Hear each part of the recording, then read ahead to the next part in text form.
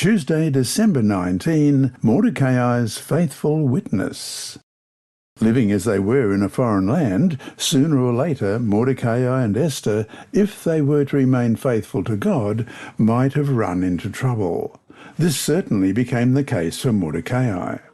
Read Esther chapter 3, verses 1 to 15. What happened here and why? Esther 3, beginning at verse 1. After these things, King Ahasuerus promoted Haman, the son of Hammedatha, the Agagite, and advanced him and set his seat above all the princes who were with him. And all the king's servants who were within the king's gate bowed and paid homage to Haman, for so the king had commanded concerning him. But Mordecai would not bow or pay homage. Then the king's servants, who were within the king's gate, said to Mordecai, "Why do you transgress the king's command?"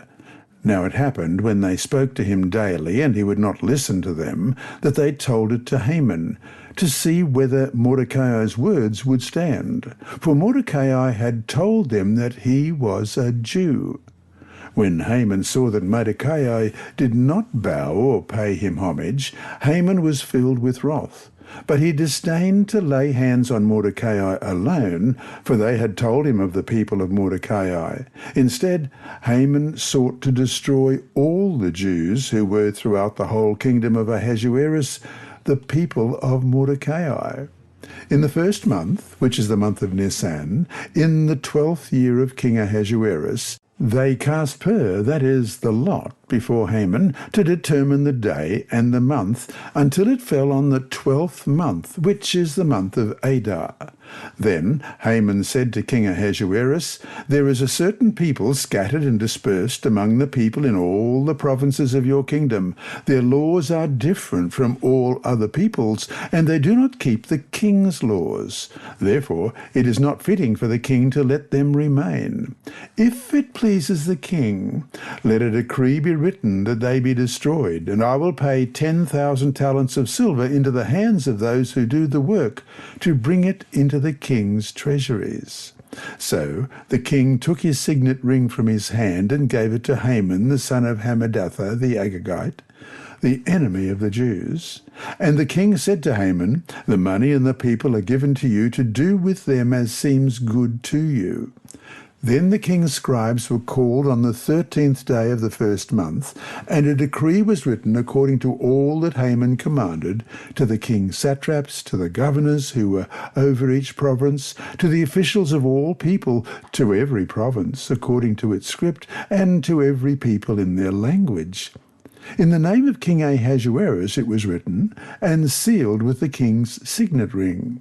And the letters were sent by couriers into all the king's provinces to destroy, to kill, and to annihilate all the Jews, both young and old, little children and women, in one day, on the 13th day of the 12th month, which is the month of Adar, and to plunder their possessions.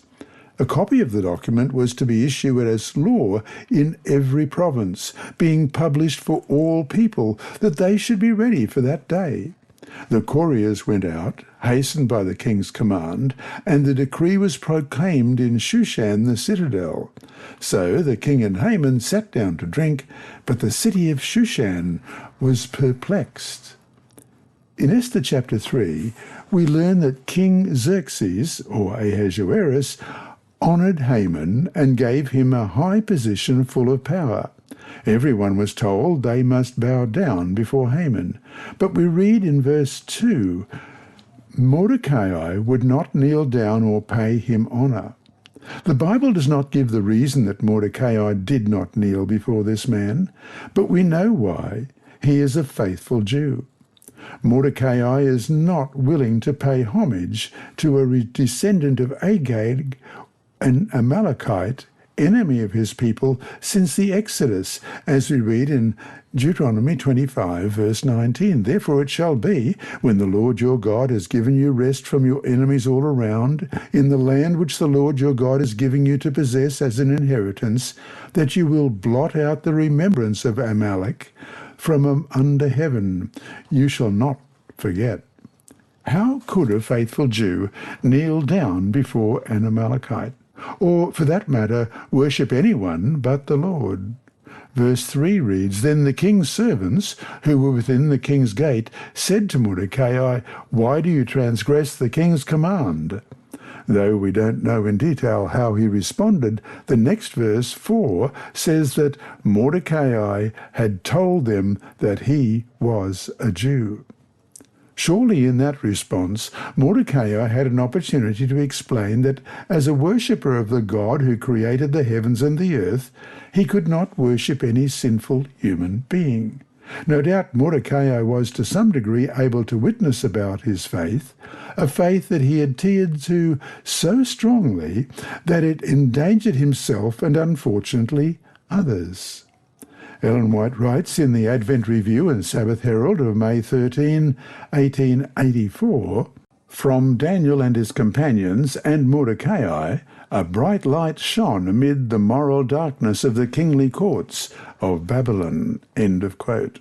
Haman wanted to destroy the Jewish people, describing them as a certain people dispersed among the peoples in all the provinces of your kingdom who keep themselves separate. Their customs are different from those of all other people, and they do not obey the king's laws, in verse 8. A people whose customs are different and who do not obey the king's laws? A perfect recipe for persecution. And so to finish today, what are ways, even now, that we might be tested as was Mordecai? How should we respond? You have been listening to a reading of the Adult Sabbath School lessons by Dr. Percy Harrold and the inside story by his niece Sibylla. Apart from being provided free to those who are visually impaired, these audio lessons are available on the official General Conference Sabbath School and Personal Ministry app, on SoundCloud, Apple iTunes, and also on YouTube. Search for Percy Harrold Sabbath to find all of these. And remembering all the time that God is always faithful.